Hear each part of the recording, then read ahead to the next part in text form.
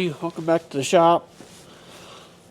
Sorry I didn't have a video last week, but wife and I kind of got away for a few days, so it's kind of nice. That's the first time in probably 6 or 7 years that we actually went somewhere and stayed overnight. It was pretty nice. We went to a excuse me, a little fly fishing camp up in lower peninsula of Michigan called North Rivers Lodge. I highly recommend it place.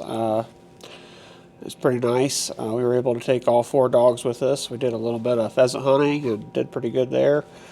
Just at a game preserve, and we were originally going to do a little bit of grouse hunting while we were up there, but it rained every single day, so I didn't really want to be cold and wet all day and not really know. I never hunted up there before, so I just decided that we'd just explore for the day, and we had a lot of fun doing that. I found some roads that probably weren't really roads, but the GPS said it was.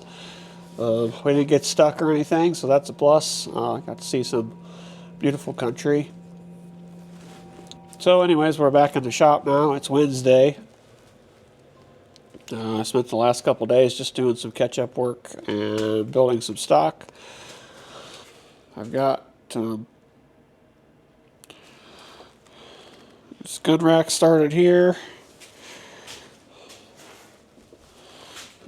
So I've got 4 walnut and 3 oak gun racks started. Last night I got an order for a handler gun. Those of you that don't know, in the retriever world, we use a handler gun at the line. Basically, instead of using a real shotgun, we just use a wooden one. And that it's just a teaching tool. It helps you get your dog to look with the barrel of the shotgun, so if you're duck hunting, the dog will follow your barrel, kind of point them in the right direction so they can see the fall of the bird or the bumper or whatever you're using. But of course, sometimes we use a real gun, and sometimes we just use a handler's gun. And if you're training in the city, people tend to look down or tend to frown a little bit if you use a real shotgun out there. So kind of keeps you in the safe there. I decided to start making these things. I don't know. Actually, I made one for myself years ago because, there again, I'm kind of cheap and I'd rather just build it myself. Plus, all the ones out there just look cheap and kind of, I don't know, they just look crappy. So to me, I'd like to have something that looks really nice and functions good, and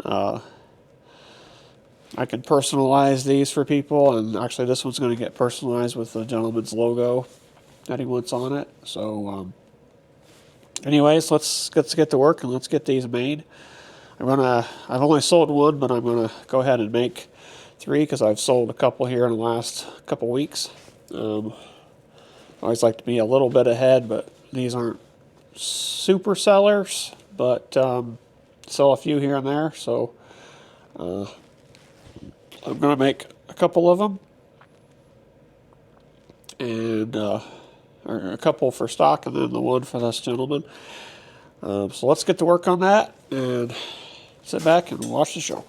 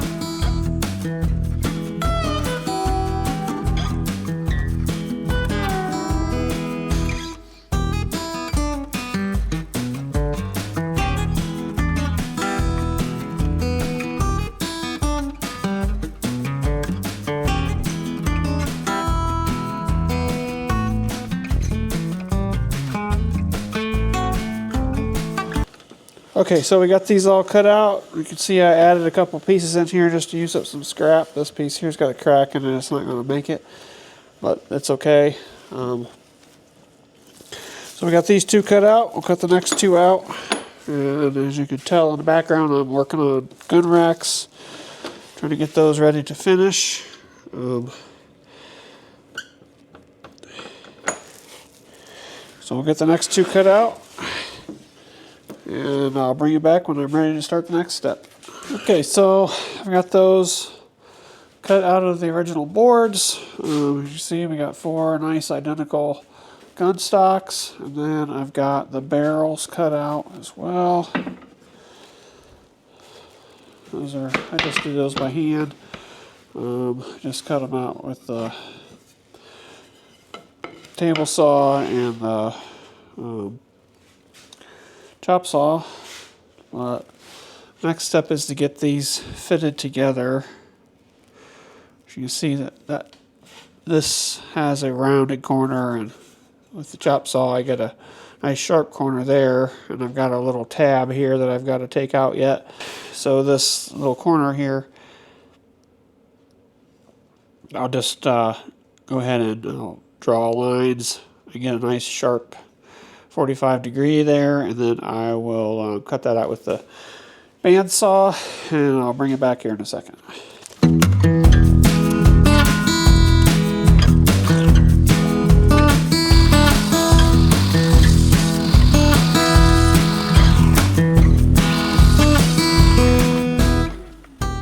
Okay, so now we've got a much better fit here.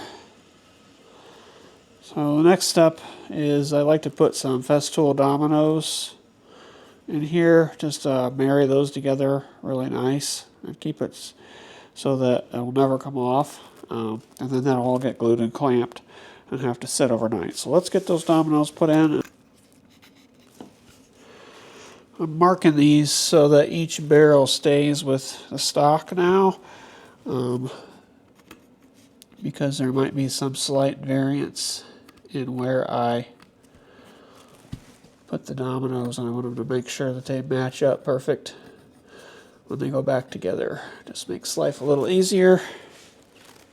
Use my handy dandy little miniature square, and I'll just mark a couple. Placement is not super important on these.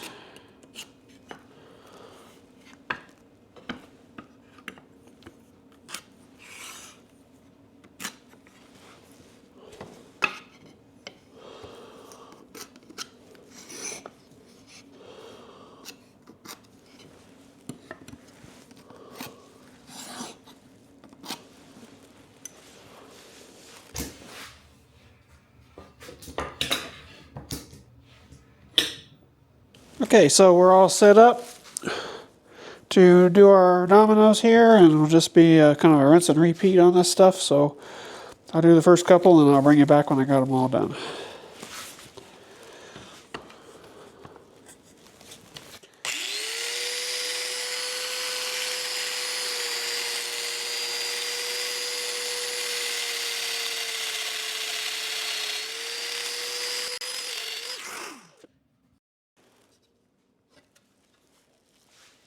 Okay, so if I did everything right, these will match up nicely when I put the dominoes in.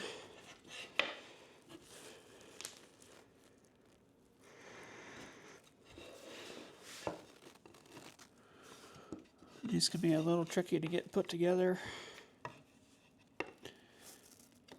because it is sliding back into that corner, just like so.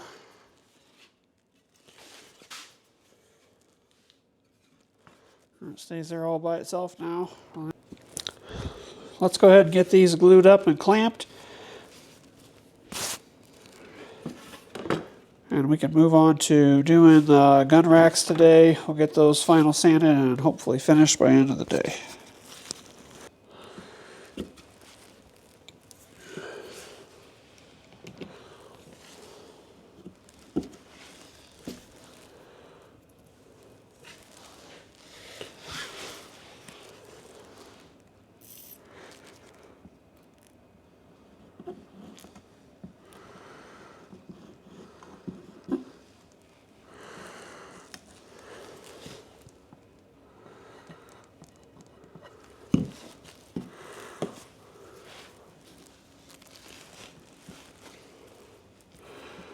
Dominoes don't really add much strength, but they sure make alignment a lot easier. That's kind of the beauty of joints like that. In this case, you don't really need them for strength because you got long grain to long grain. But if you're gluing up corners where you got end grain to long grain, then the domino gives you long grain to long grain contact, so it makes a much stronger joint that way.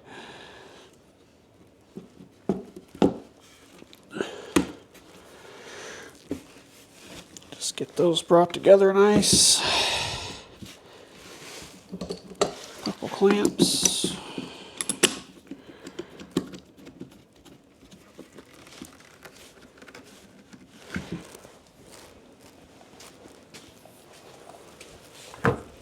And what I like to do is bring my mallet in, and we'll give this a couple of whacks from the end there. That'll tighten up this corner here. And you can crank down on your clamps.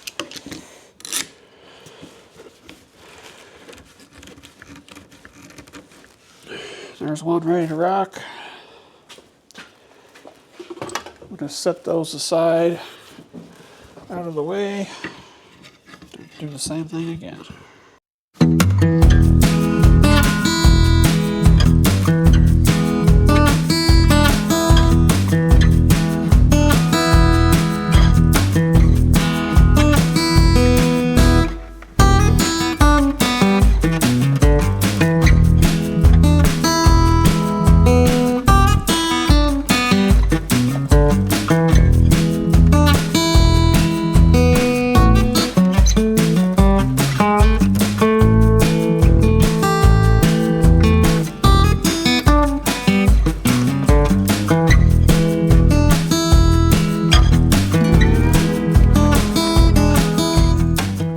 Okay, so there's those glued up.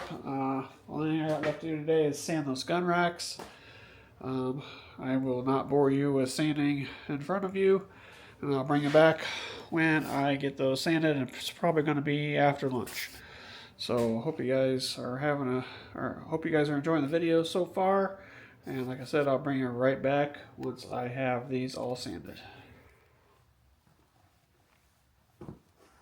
Okay, so we got everything sanded here. Everything's ready to finish as far as the gun racks go. Our handler guns are all clamped up, and we'll get them dry overnight. Here's the other ones here. So we'll get back to those in the morning. Right now, I have to just get the shop cleaned up today, and then I have to head out and help my mother-in-law. She's got a guy coming from the cable company because her landline phone isn't working. This has been going on for over a week. Finally got a tech coming out to look at it. I tell you, these telecom companies are a pain in the butt, especially this is to deal with the landline phone. Technically it's fiber optic, but it's still, you know, a phone that's hooked to the wall. And she's an older lady. Cell phones are difficult for her. So she's really got to have the landline, and the other problem is it's been out, and if she's got doctors and stuff that are trying to call her, they're using that number and they can't get through to her.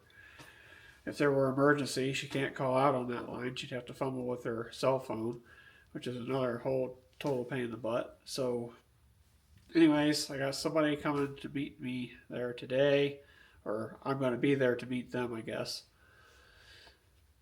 and see if we can't get this fixed. I'll report back on that tomorrow, but I think that's it for today's video. If you like content like this, go ahead and hit that subscribe and like button. Be sure you're on the notification bell as well. That way you get notified when I post more videos. So we'll catch you on the next one. Have a great day.